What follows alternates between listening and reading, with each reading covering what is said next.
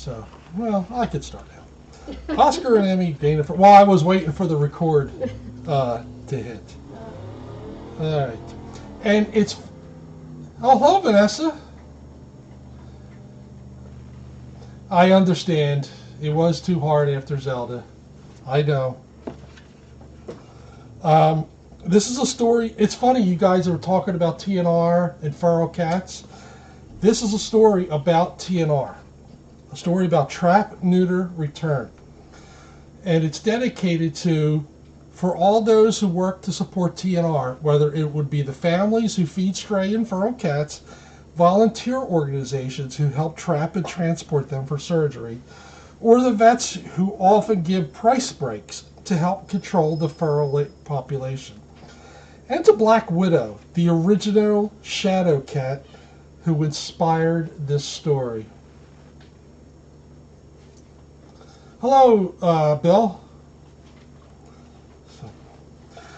Emmy races to the window and bats at the glass. What is going on with Emmy? Charlie asks his sister Abby. Abby crouches down next to Emmy. There's a black cat outside, but I scared it away. Hello, DeWitty.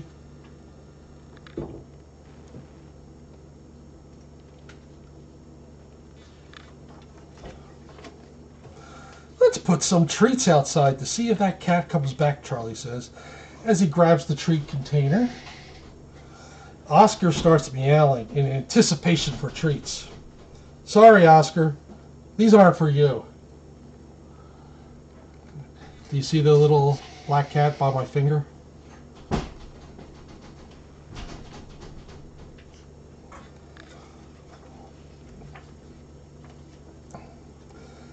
Abby and Charlie stand a few feet away from the window and wait. The black cat appears out of the shadows to eat the treats.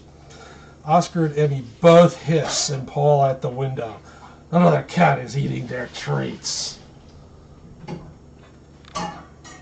Look at those two cats. This is basically what happens in my house now with the girls hissing at Miles. Hello, DeRachel. Welcome. Ladies and gentlemen, DeRachel. Abby tells Mom, we put some treats outside for this cat that Oscar and Emmy meowed at, but it is still hungry. Can we put out some real food? Great idea. Mom puts some of Oscar and Emmy's food into a bowl. The black cat hides in the bushes again until everybody goes back inside. Oh, you're welcome, Jabberwocky.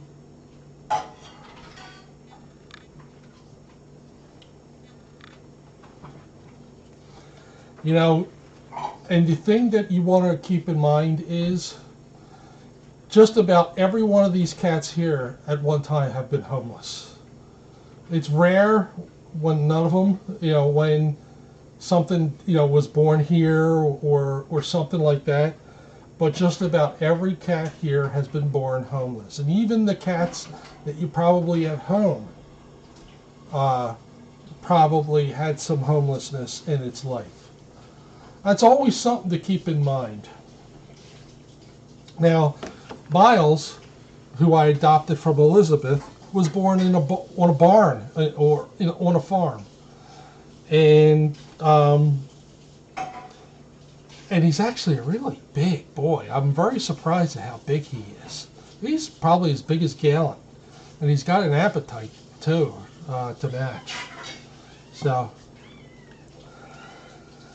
Look how fast that cat is eating, Charlie exclaims. I wonder where it lives.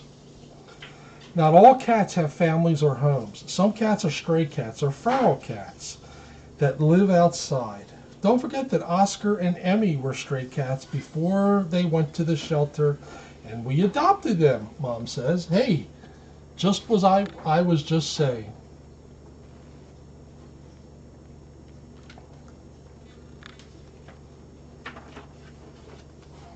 The next day, Oscar and Emmy wait by the window to see if the new cat will return. Isn't that just like a cat? They wait at the door so that they can hiss at them. Look how cute Oscar and Emmy are waiting for their new friend, Charlie says. Except they aren't really friendly, Abby laughs. Mom says, we may or we may not see that cat again. Suddenly, Oscar meows and Emmy paws at the window. The cat is back, Abby says.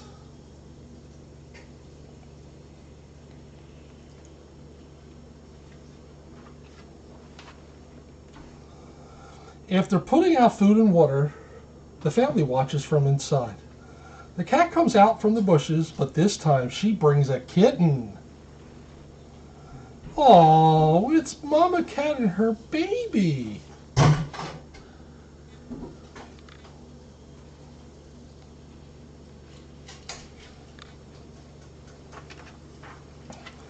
The next night, the Mama Cat brings 2 kittens. Then she returns with 3 kittens. Then 4 kittens.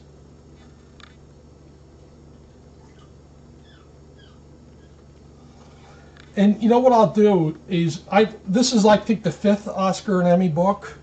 I've read all of them here. At some point, we're going to have an Oscar and Emmy night, and I'm going to kind of invite the author of Oscar and Emmy to kind of log in and, you know, have a day of it. You know, I think that will be fun. So, that's kind of what I'm planning in the future. I forgot to tell them I was going to read this.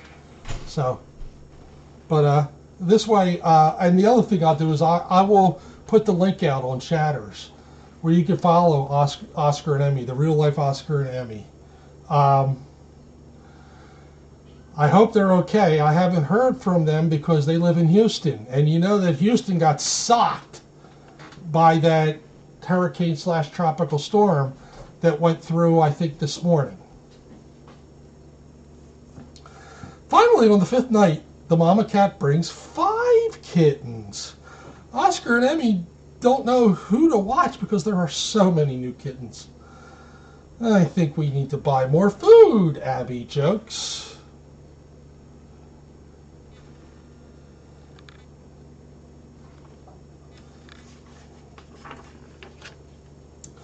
The family continues feeding the stray cats for several weeks. Oscar and Emmy now look forward to their nightly hide-and-seek game with Mama Cat hiding in the bushes. They also like to duck their heads below the windowsill to get the Mama Cat to come up and look for them. Then they pop their heads up fast to surprise her. Yeah, that's apropos. I don't know if the girl that I was talking to on TikTok came out, but there was a girl on TikTok who was posting her cat watching FFRC, and I mentioned to him, "Hey, I go to FFRC every Wednesday night. Maybe you can watch. So if you're out there, and I forget your logo name." Say hi, and I hope the cats aren't pawing me too much, because, you know, got my FFRC hat on, FFRC Nation. So, all right. Mom gets advice from the vet to trap them for their TNR program.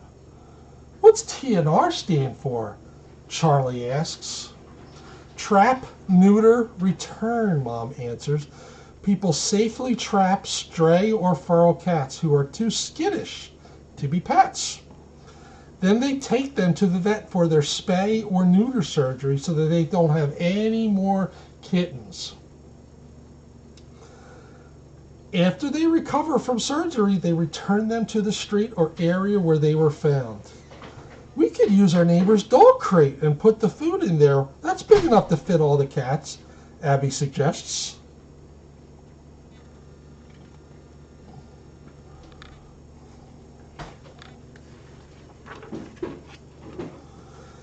Oscar and Emmy alert the family when the stray kittens arrive. Oscar and Emmy also have some fun through the window while Abby goes out with the wet food can. She puts some food in their bowl inside the crate. 3 kittens race in to start eating. She can't close the door until they're all inside. She puts a spoonful of food near the crate entrance to attract Mama Cat. All the other kittens in. Just as they walk inside, another kitten runs out. Abby takes out the treats and leaves a trail into the crate. The kitten takes the bait. As soon as the last cat is in the crate, Abby closes the door. Success!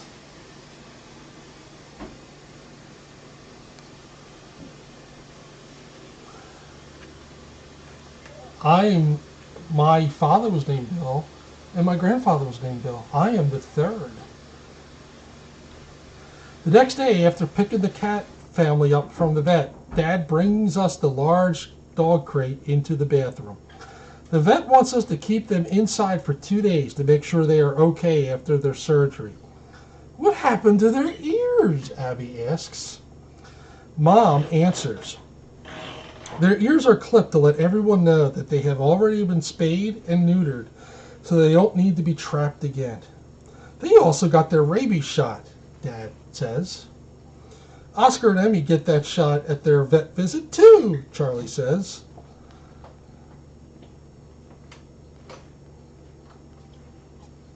Yes.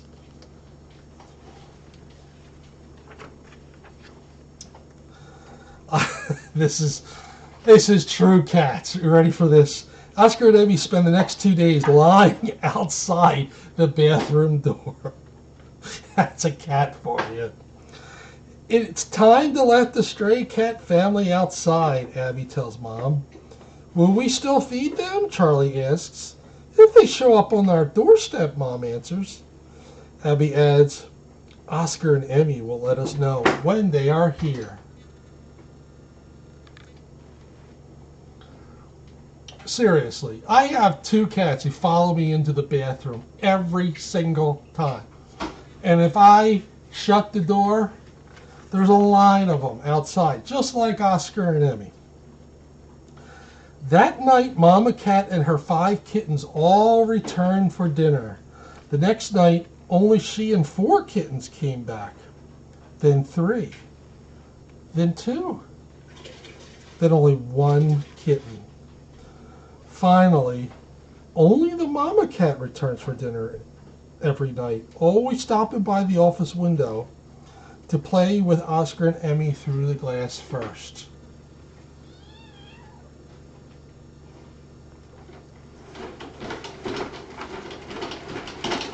What happened to all the kittens? Charlie asks. Maybe they decided to go on their own adventure, or perhaps they made their own friend in another window, Mom answers. Or another house is feeding them lots of tuna, Charlie says. I'm glad the Mama Cat still visits Oscar and Emmy. I think she needs a name, Abby says. What about Shadow? Oscar and Emmy, do you like the name Shadow for your new friend? Charlie asks.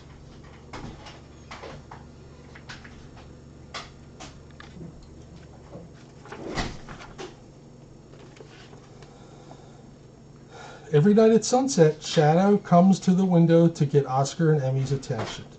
The twins take turns putting out food and water for her. Shadow still isn't used to humans touching her, so she hides in the bushes when they bring out the food. She changes her mind after another month of feeding her. Shadow discovers she actually enjoys having her back scratched, but only when she is distracted by eating.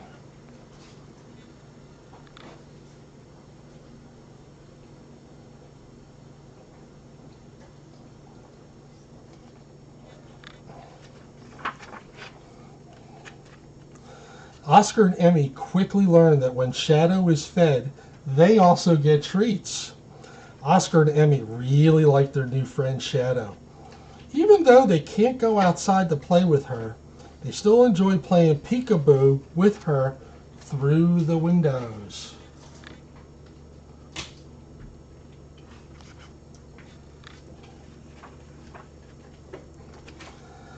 And that's really it, but there's a couple good little points here about TNR, which is really great for this. Dear reader, I am really passionate about this topic because cats are my favorite animal. What's your favorite animal? My family rescued 2 cats when I was growing up. That's when I became a cat person. I adopted a cat in college. Later, I volunteered at the animal shelter where I adopted Oscar and Emmy. Now I'm on the call list to help transport feral and stray cats to the vet to get them checked out and have their spay or neuter surgery. This story is especially close to my heart because of my family and I recently took care of a stray cat family, just like you read in this book. If you want to read more about it, please visit my blog post on my website, terrisabol.com, TERRISABOL.com. All right, so there's a page that says, let's talk about TNR. The problem. It is estimated that tens of millions of feral and stray cats freely roam the United States and rapidly breed. Lack of action and ineffective approaches have resulted in a serious population problem. Attempts to rescue all feral cats and find them homes is neither feasible nor possible, given their numbers and limited socialization. Removing and relocating all the feral cats is not a sound solution due to expense, time, and the fact that it only invites new, unneutered cats to move in and the cycle of reproduction begins again. The solution. Trap, neuter, return is the only method proven to be humane and effective in controlling free-roaming cat population growth. TNR is about population control and permanent reduction of the number of cats in an area. Lowering the number of cat intakes into animal control facilities, thereby lowering euthanasia rates. Reducing the spread of disease. Sterilized cats returned to their colonies guard their territory, which discourages unneutered cats from moving in and beginning a new cycle of overpopulation. Good night, Danish. So first is trap. If there are adequate preparations, which include educating the community about the TNR process, community cats are humanely trapped. Second part is neuter. Humanely trapped cats are transported to a spay-neuter provider where they are surgically sterilized and given appropriate vaccinations. 3 is return. After surgery and appropriate recovery, community cats are returned to where they were trapped and are supplied with ongoing access to fresh food and water. And then there's what's the difference between a stray cat and a feral cat. All right. So a stray cat is a tame cat who has become lost or has been abandoned but has been socialized at some point. A feral cat is a cat who has had little contact with humans and is fearful and untrusting of people, will not allow you to touch them. And then what does a tipped ear mean? A tipped ear is the universal sign of a sterilized community cat. This procedure involves removing about a 1/4 inch off the tip of the typically left ear while the cat is under anesthesia for sterilization. It heals rapidly and helps to prevent unnecessary recapture. You know what's interesting is that this is actually number 6. So there's actually 6 books about Oscar and Emmy. So my thinking is around Christmas time, closer to Christmas, we'll read all the Oscar and Emmy books. So, all right. Let me take a sip and we'll go on to the next book.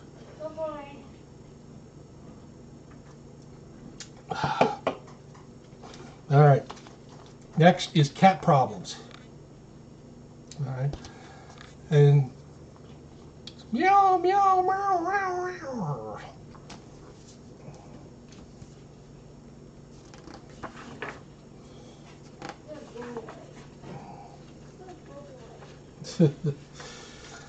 So, where's that Sunbeam going? Hey, Sunbeam, get back here.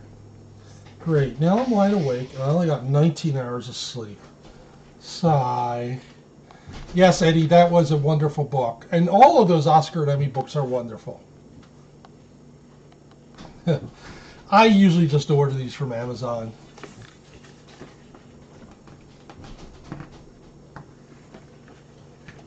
But you know, when I was down in Cincinnati, I went to that Jungle Gyms, and they have a ton of children's books there. Really, really good books. And I picked up a few there as well. I'm actually getting quite a big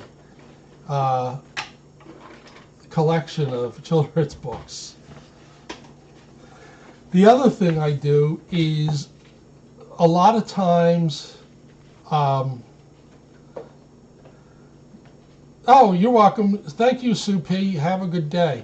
The other thing I do is on Kickstarter. A lot of times folks are writing children's books and they're trying to get some money, and I will, to fund the book. And, if the book sounds like it's a good book to read here, I'll pick it up. I mean, obviously I'm not going to get the book for 6 months because it has to get published and all of that. But I got about, I think 3 or 4 books coming. So I don't know when they're going to come, but that's okay. Oh, a few old kernels of dry food. Wonderful. Thanks for remembering, folks. What does it take to get a little bowl service around here? Yeah. Actually, Kitty's mom, I just kind of just reread them here, You're in my spot. That's where I curl up sometimes. You're in my other spot. Now you're in my third spot. I think that cat might be my greatest enemy in the entire house. Yeah, this is Miles, and this is Magnolia and Jessie. They hiss like the dickens at Miles, but I think it's actually going better than I expected. Yeah, I could do that to Woody. At some point I might, but at this point, I just, I rotate the books out for story time. My paws are dirty. I guess it's time for my 17th bath of the day. A little privacy, please.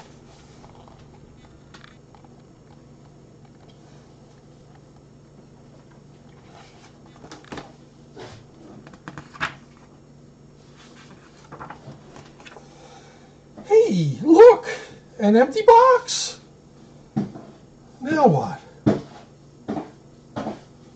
My eyelids are getting heavy. Heavier. Heaviest. Thump. Vroom! Whoa! What's that noise?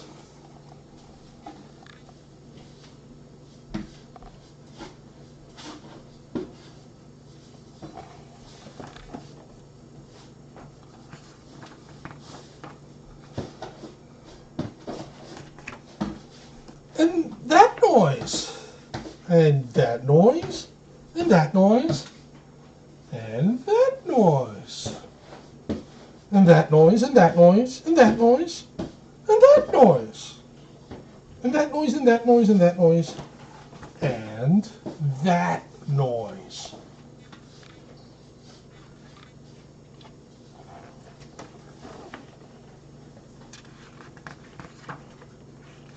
Ah! A monster! A monster! It's a monster, I say.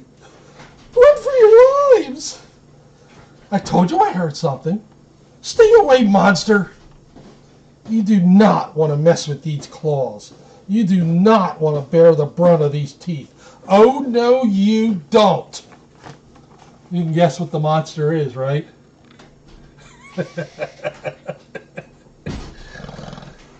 Yeah.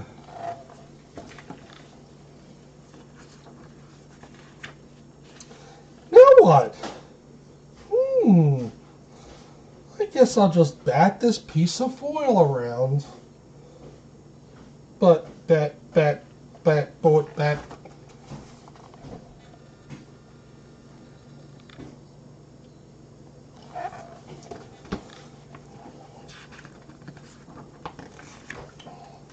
Sigh. What's the point?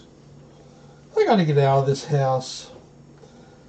I think the monster's gone. For now. I need to know what's going on in every room in this place. Now, this is exactly what Miles is doing. He needs to know everything about the house, and he runs, and he wants to just see what's going on. And I think he's really interested to see, he counts the cats that are in the house. I want to eat that plant. I want to chomp that book. I want to scratch the couch, but I already tore all the material off both arms. I want to rip that curtain, but hey, that's just me.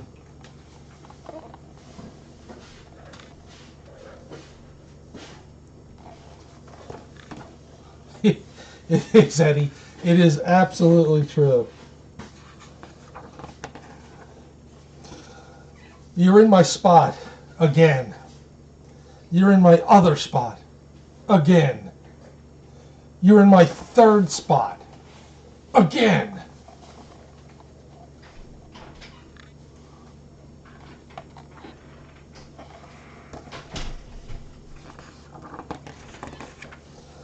Why am I even standing here? Like, this is pretty random, even for me. Sniff, sniff, sniff. Wait, did I just sniff that catnip toy? Sheesh, they'll be awake all night. Goodness gracious. Why can't I stop smelling this shoe? I have to stop. Still, it's intriguing. What is it about this shoe? And is this what the outside smells like? Now, who here at FFRC just loves shoes? Can anybody guess? I mean, I'm sure you know, because just about every time I come in here, he usually sniffs at my shoes and plays with them. He hasn't done it today. Do you know who? Magic. That is correct. It is Magic, the two-legged wonder. Loves, loves, loves shoes. Yes, Jesse, you are right. Things would be different if I knew how to open a door. I haven't been outside in 8 years. Sigh, I'm trapped in this house all the time. I just go from the room to room to room with nothing to do. I want to stop for a second because did you notice what Alma just did? Alma is a miracle cat. Alma's got severe CH, but when she puts her mind to it, she can get around. Look at that. That is just wonderful. Isn't that great? I just think it's wonderful because you guys know, when Alma first came here, she didn't really get out of that one spot for quite a long time. Up. So I've heard people on here say, oh, it's such a shame with these cats with CH. It's not a shame. They absolutely have such determination. They are living their best life here. You, cat, hello. I spy you through this window. I confess that I have watched you mope around your house for months. Now listen to me, cat. Somebody feeds you, somebody changes your litter box, somebody gives you water, somebody brushes you and keeps you warm and even hands you treats. Treats, I say.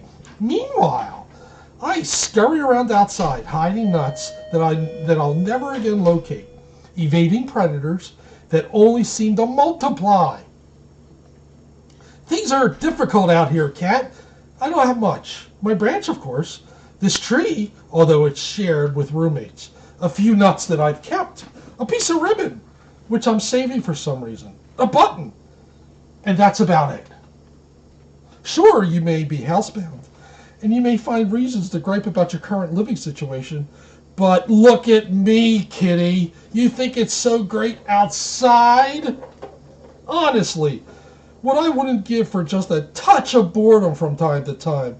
Yes, I would give my right paw to trade places with you for a day. So quit saying poor me and start embracing the life you have. Everything else will fall into place after that. Think about that.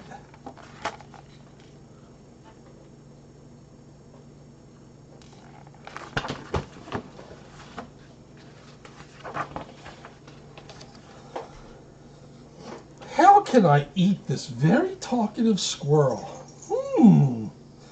He's lucky there's this window screen separating us. Things would be quite different if I knew how to open window screens. I have nothing to do and I'm vaguely hungry. Maybe I'll meow for a while. Let's see how this plays out. Meow, meow, meow, meow. Meow, meow, meow. Meow, meow, meow. Meow. Meow, meow, meow, meow, meow. Meow, meow, meow, meow. Yo. Those meows meant I wanted wet food. Not dry food. Wet food. You get it? Not dry food. Wet food. Not dry food. Wet food. Let's try this again. Meow. Meow. Meow, meow, meow, meow, meow, meow, meow, meow, meow, meow, meow, meow, meow, meow, meow, meow, meow, meow, meow. Yes! My whole day has led me to this wet food. This is a highlight for sure, and that says quite a lot about my day. I guess it's okay in here sometimes. Munch, munch, munch, munch, munch, munch. Yum! That's not bad. Not bad at all. I already want some more. Meow? Anyone? Meow?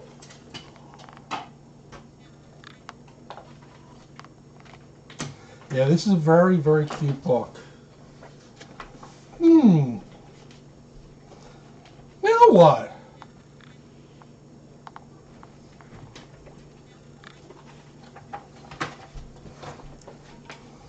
You're in my spot.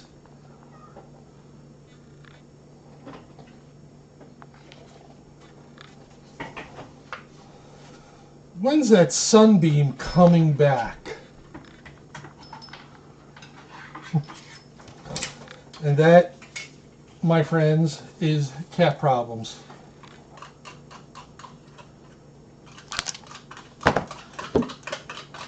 It's tough being an inside cat and being protected. Alright. I just need to check to see what my blood sugar is. I'm actually not bad. A little teeny weeny, a little bit high. Okay, so I think thank you, Annie. We are going to read The Velveteen Rabbit. Alright. This was one of my wife's favorite books. I think I mentioned to you before that one of my... Oh, hi, Grassmaster.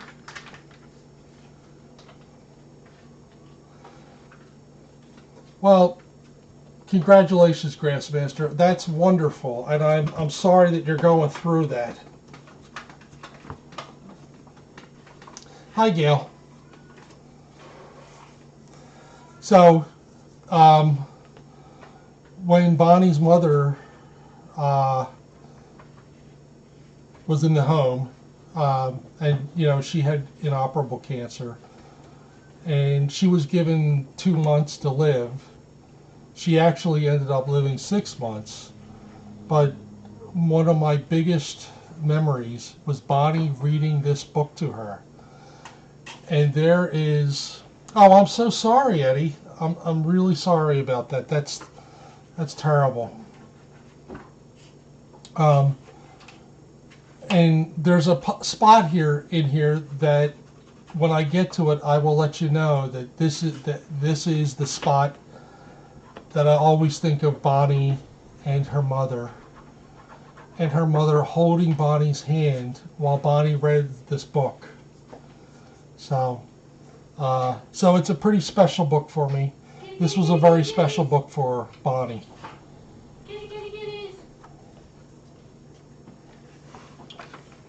It's called The Velveteen Rabbit, or How Toys Become Real.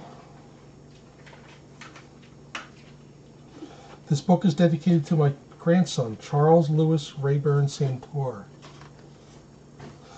Yes, and there's a few chatters that are going through similar issues that you are, Kitty's mom and Grassmaster, not Kitty's mom, Eddie and Grassmaster. And, you know, kick cancer's butt. There was once a Velveteen Rabbit, and in the beginning, he was really splendid. He was fat and bunchy as a rabbit should be. His coat was spotted brown and white. He had real thread whiskers, and his ears were lined with pink satin. On Christmas morning, when he sat wedged in the top of the boy's stocking, with a sprig of holly between his paws, the effect was charming. There were the other things in the stocking, nuts and oranges and a toy engine, and chocolate almonds and a clockwork mouse, but the rabbit was quite the best of all. For at least 2 hours, the boy loved him, and then aunts and uncles came to dinner, and there was a great rustling of tissue paper and unwrapping of parcels. In the excitement of looking at all the new presents, the Velveteen Rabbit was forgotten.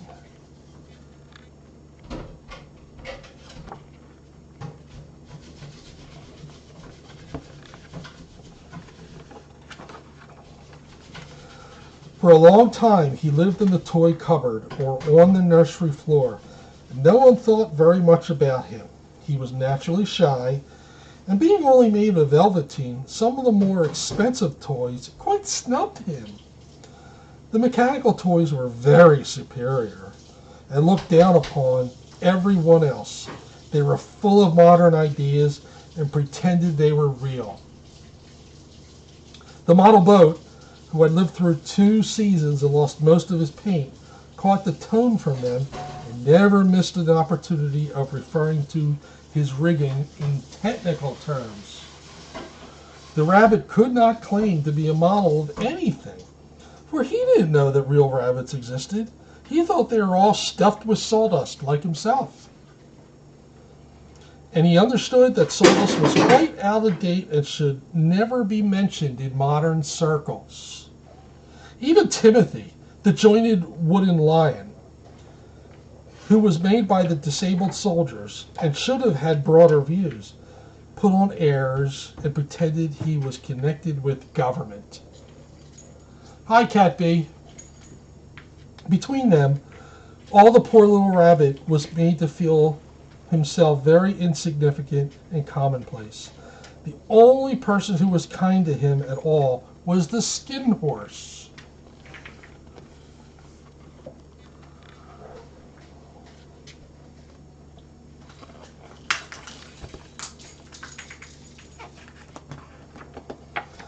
The skin horse had lived longer in the nursery than any of the others.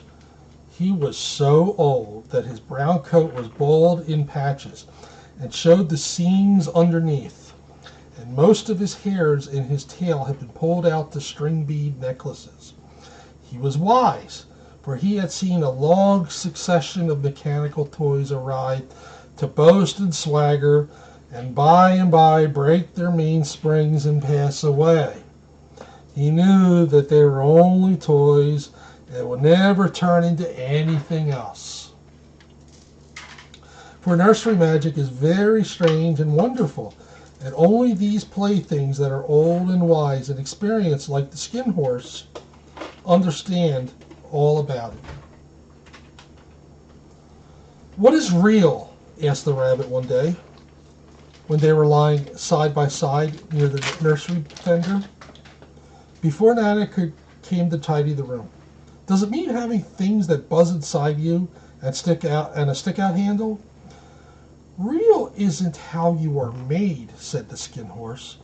"It's a thing that happens to you. When a child loves you for a long, long time, not just to play with, but really loves you, then you become real."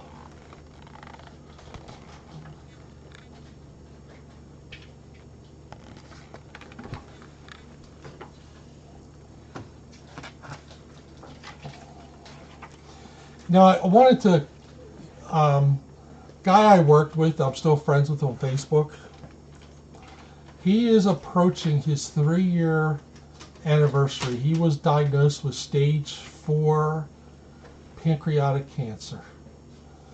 And he is in remission. And he is actually a miracle. Because pancreatic cancer is, I forget what the 1-year survival rate is, but I think he's going on 3 years. He had some kind of experimental surgery, and he's doing good. He's actually playing hockey again, which is wonderful. You know, I think he knows that there might be a time when it's going to come back. And I know he just had some kind of checkup, and they found a polyp that turned out to be cancerous. And because they found it, I think, somewhere else, that means it was stage 4, I think. So, well, we're glad you're here, Eddie, and we hope you're here for a number of years.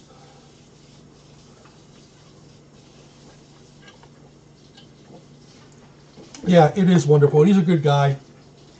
Huge Giants fan, football Giants. So I always kind of remind him, you know, the Eagles are better. You know, that's what we have to do. "All right, does it hurt?" asked the rabbit. "Sometimes," said the Skin Horse, for he was always very truthful. "When you are real, you don't mind being hurt." "Does it happen all at once, like being wound up?" he asked, "or bit by bit?" "It doesn't happen all at once," said the Skin Horse. "You become. It takes a long time. That's why it doesn't happen often to people who break easily, or have sharp edges, or have to be carefully kept. Generally, by the time you are real, most of your hair has been loved off, and your eyes drop out, and you get loose in the joints and very shabby. But these things don't matter at all, because once you are real, you can't be ugly, except to people who don't understand." "Thank you, Ms. M." "I suppose you are real," said the rabbit. And then he wished he had not said it, for he thought the Skin Horse might be sensitive. But the Skin Horse only smiled. "The boy's uncle made me real," he said. "That was a great many years ago, but once you are real, you can't become unreal again. It lasts for always." The rabbit sighed. He thought it would be a long time before this magic called real happened to him. He longed to become real, to know what it felt like, and yet the idea of growing shabby and losing his eyes and whiskers was rather sad. He wished that he could become it without those uncomfortable things happening to him. There was a person called Nana who ruled the nursery. Sometimes she took no notice of the playthings lying about, and sometimes, for no reason whatever, she went swooping about like a great wind and hustled them away in cupboards. So let me just show you this picture before I go on to the next page. There's the Skin Horse, and there is the Velveteen Rabbit.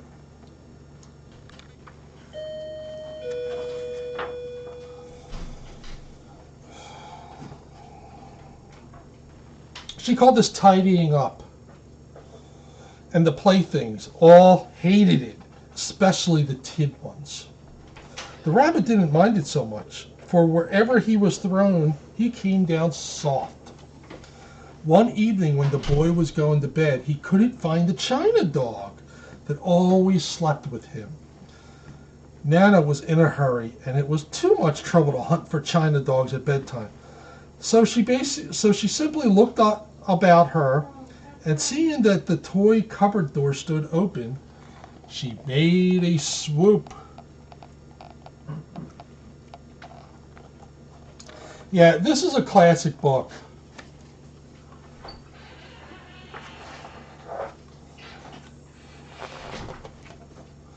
Here, she said, take your old bunny. He'll do to sleep with you.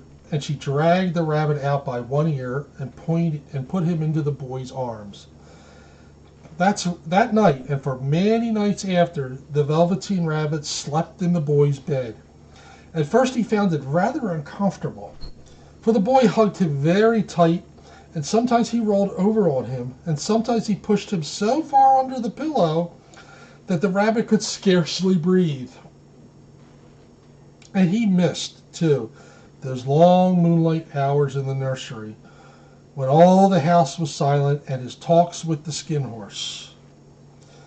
But very soon he grew to like it, for the boy used to talk to him, and made nice tunnels for him under the bedclothes that he said were like the burrows the real rabbits lived in. And they had splendid games together in whispers when Nana had gone away to her supper and left the night light burning on the mantelpiece. And when the boy dropped off to sleep, the rabbit would snuggle down close under his little warm chin and dream, with the boy's hands clasped close round him all night long.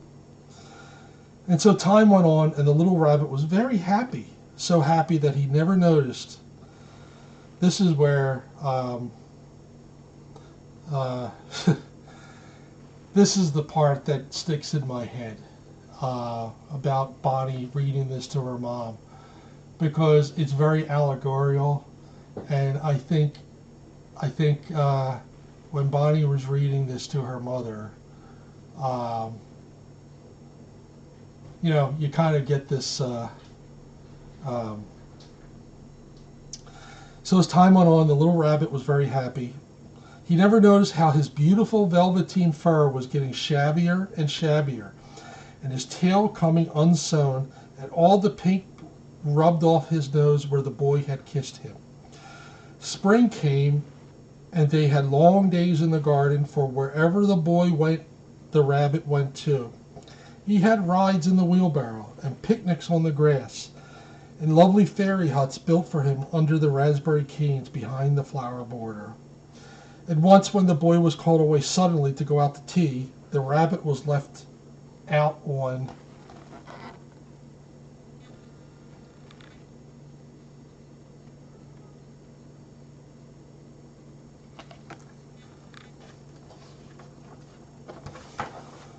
the lawn until long after dusk.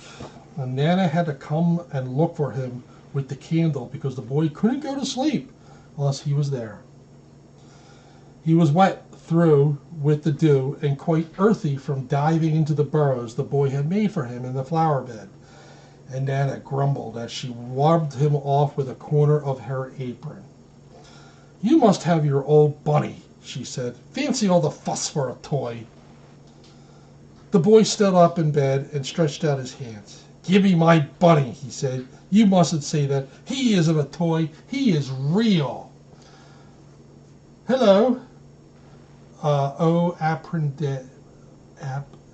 Apprendez. I'm sorry, I don't pronounce names greatly, so how are you?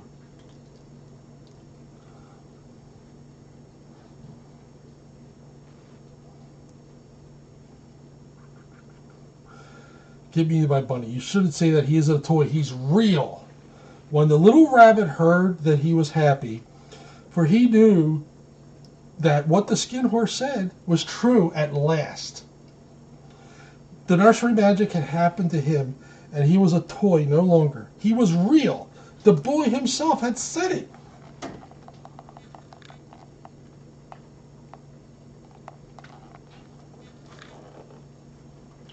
Yes, from the ends, read the code of conduct and welcome.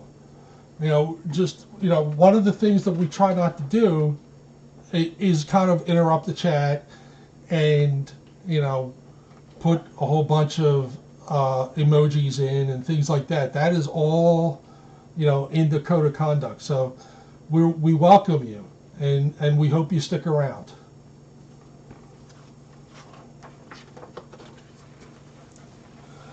That night he was almost too happy to sleep, and so much love stirred in his little sawdust heart that it almost burst. And into his boot-button eyes that had long ago lost their polish, there came a look of wisdom and beauty, so that even Nana noticed it next morning when she picked him up and said, "I declare that if that old bunny hasn't got quite a knowing expression." That was a wonderful summer. Near the house where they lived there was a wood, and in the long June evenings the boy liked to go there after tea to play. He took the Velveteen Rabbit with him, and before he wandered off to pick the flowers or play at brigards among the trees, he always made the rabbit a little nest somewhere along the bracken, where he would be quite cozy, for he was a kind-hearted little boy, and he liked Bunny to be comfortable. One evening, while the rabbit was lying there alone, watching the ants that ran to and fro between the velvet paws in the grass, he saw two strange beings creep out of the tall bracken near him.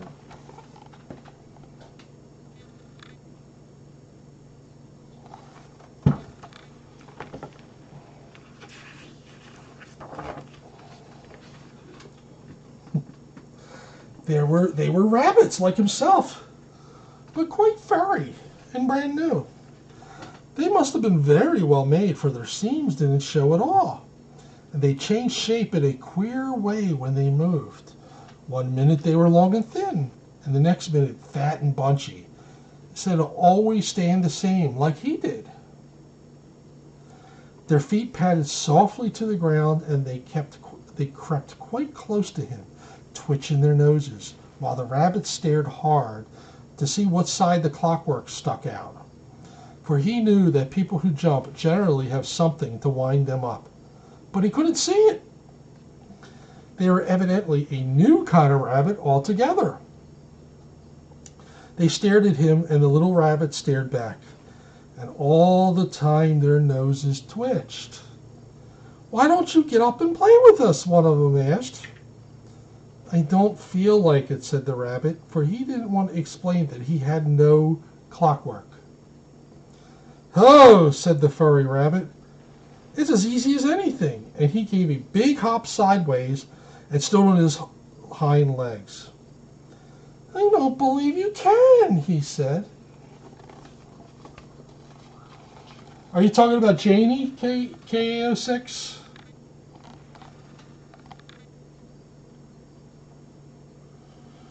The cat dog? No business, yeah.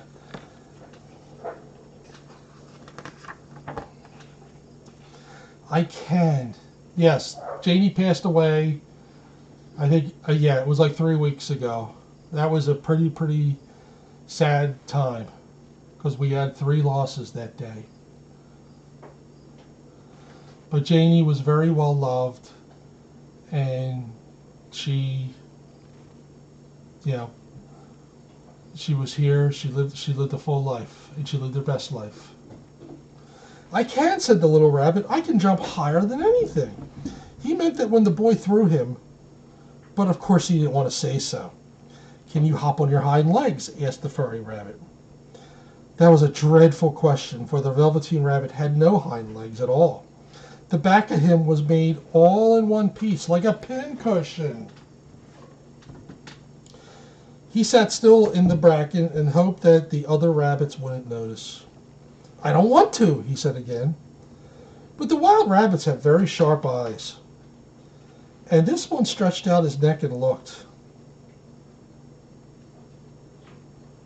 Yes, KO6. Janie was awesome, and Janie. But Janie lived a full life. Um, you know, exactly what Jackie said would happen is happened. I mean, her heart just gave out. She had a heart murmur for a lot of years, and it wasn't getting any better. You know. I have, cried the little rabbit. I've got kind legs. I am sitting on them. Then stretch them out and show me. Like this, said the wild rabbit. And he began to whirl around and dance till the little rabbit got quite dizzy. I don't like dancing, he said. I'd rather sit still. But all the while he was longing to dance, for a funny new tickly feeling ran through him, and he felt he would give anything in the world to be able to jump about like these rabbits did. Yes, we lost 3 animals that day within 24 hours.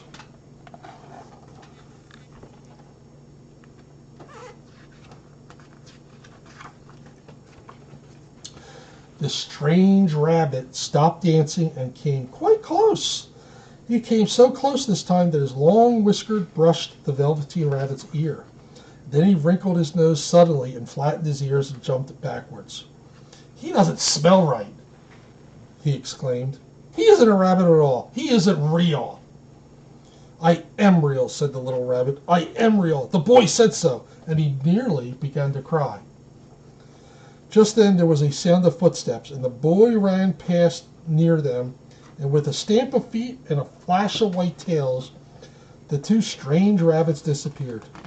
Come back and play with me, called the little rabbit. Oh, do come back. I know I am real. But there was no answer. Only the little ants ran to and fro, and the bracken swayed gently where the 2 strangers had passed. The Velveteen Rabbit was all alone. Oh dear, he thought. Why did they run away like that?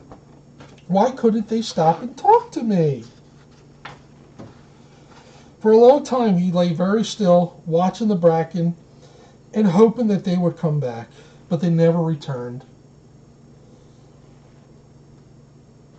And presently the sun sank lower and the little white moss fluttered out, and the boy came and carried him home.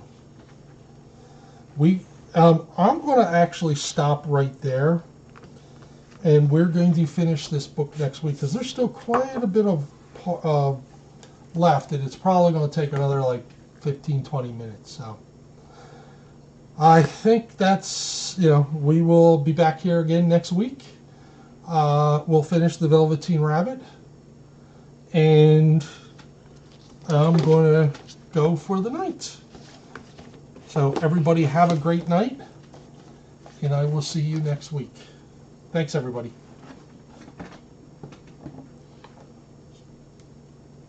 Thank you, Stacy.